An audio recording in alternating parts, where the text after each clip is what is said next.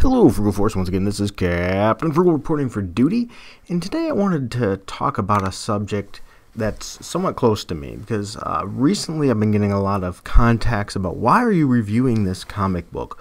Why, when you know you don't like the writer or whatever, and things like that. First of all, I'd like to say I try to review everything I do completely honest, and sometimes it's hard to separate the artist or writer from a book, but I try to do that unless there's a reason to connect them, like Ta-Nehisi Coates, which has been very open in his views on certain things, and you can see it in his writing. So I've been asked a lot, why are you reviewing some of these books, especially if you know the book is bad? And so I want to talk about that in this video. Before I do, though, if you enjoy these videos, please be sure to hit like, subscribe, hit that notification bell, give it a thumbs up, and make a comment down there. Let me know if you like them or not. That also helps, I guess, in the YouTube old metrics of things to help it actually get noticed. Spread the channel. We'd greatly appreciate it. If you want to help the channel too, you can go down to the info bar down below and join the Frugal Force for as little as $1 a month with our Patreon, and that puts you into getting exclusive videos as well as getting into for Frugal Force prizes, which I randomly select and give things away that are pretty cool. Also, we have CaptainFrugal.redbubble.com where you can get t-shirts, coffee cups, all kinds of stuff Frugal Force related that will help the channel, and that stuff helps me with materials and things to buy to review as well as to maintain the equipment and things of that nature. And currently right now, I want to really support more indie books, and I want to do it in the most professional way possible. Unfortunately, my computer's just not powerful enough to do that. I'm trying to use Streamlabs OBS to give it a real professional look.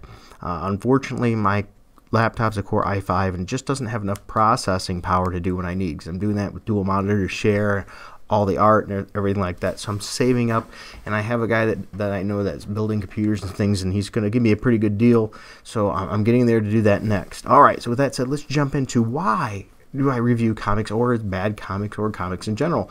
And one is to inform. It's to draw attention to the good books, especially if they're not well known as they should be, like a lot of the indie artists and writers and things like that. But another reason why, especially for the bad ones, is to warn people away from them. Writing a bad review is, in my opinion, easier than writing a good one. It's sometimes, and the bad ones get more attention. Let's be fair about that. But I tend to, if you notice, try to be more positive. And I think that's more challenging in some cases, but not always. But I think of it this way, too, because sometimes I hear like, well, you've already given them your money because you bought the book. Yeah, but think about this. If I buy one book, and my review turns 10 other people away saying, ooh, I'm not buying this. Did I do bad? No, I actually hurt their sales by 9 books. Now, when I say hurt, I don't mean that in a bad way. It's helping inform people so they're not wasting their money. It also allows more consumer direction of where these books are going to go, because if sales continue to be poor, we should see a change into making good books. So another part of it is to educate, to analyze the craft of creating a comic, if you will. We can dissect how a good comic works, explain why a bad one doesn't in particular. So it's a nice little way of educating as well. But it's also great for communication. I love to start a discussion. I love to have alternative points of view. So, that's one of the benefits of this. We want to make sure we get different viewpoints and perspectives of things, because we realize not everybody has the same perspective. We can have different views, and that's something people need to understand.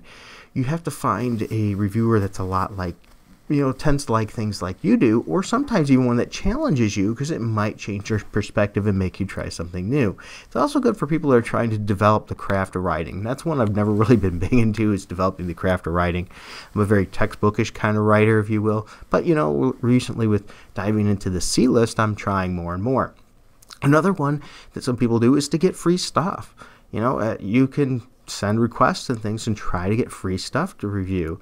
It's not very easy when you're smaller. As I've shared in some of my videos, I pretty much purchase everything. If I don't purchase it and I get something as a review copy, I will make sure I state that so everyone knows, so they don't think there's anything hidden. Another one is some people just want to be discovered, for journalistic reasons and things like that. And that's not the case for me. I just like to share my views. So there's a lot of good things to cover and a lot of reasons to do it. But there is some risks too, I might add, of reviewing. Just because someone's working in comics as a professional, it doesn't mean they have a professional attitude regarding criticism. I think Dan Slott has had a very venomous history of just that, as well as a lot of other Marvel writers now. People should know better sometimes take comments purely about their work personally and respond on a more personal level. And that's just not right. No one's handing out maturity with comic book work, that's for sure. Sometimes the reviewer's going to catch some heat, and I think we need to just sit back and go, you know what, who cares, and move on. Now, critics' behavior also has to be mature enough, though, to know when people are seeing them as just venomous and mean. But once again, there's a fine line there. How do you have to understand there's criticism. When there's criticism, there probably should be some constructiveness added to that, not just pure criticism. But then again, these things do need to be pointed out. Sometimes people just identify too closely with that published work, and they just can't handle it. We're seeing that more and more right now with negative comments and personal attacks from comic book writers based on constructive criticism or just plain and simple criticism. And even though it's not constructive, they have to learn they're professional. How do you respond professionally? You have to just sit back and say, oh well. Okay. Critics also have to put up with being evaluated and reviewed themselves. Let's be honest, whenever we put up a review, people are reviewing our reviews. No matter how bulletproof a review we might think is, how well we've done our work in it,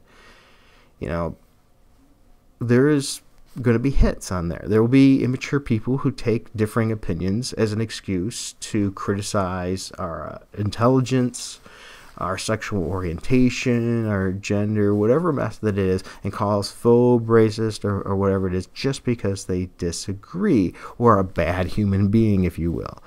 That's just some of the negatives there on that, especially when we're reviewing bad books. But there is benefits too. The intellectual joy of figuring out why I liked or disliked something, the pleasure of sharing it and expressing it with others, talking and discussing with the rest of the comic book community or video game community, if you will. Even if you disagree with me here on this video, I want you to take a moment and think about what I talked about, these issues maybe that I raised. Do you have different opinions on this? So let me know that. What approach maybe do you think reviewers should take? Do you think reviewers are going too far? Do you think writers and artists are going too far? Let me know in the comments. I want to hear your viewpoints on this. Why should we review bad comics? And why maybe we shouldn't? All right. Well, thank you for listening. And I appreciate it once again. If you would like, subscribe and hit that notification bell. And let me know that your information, that you want your feedback on this in the comments. And until next time, keep it frugal.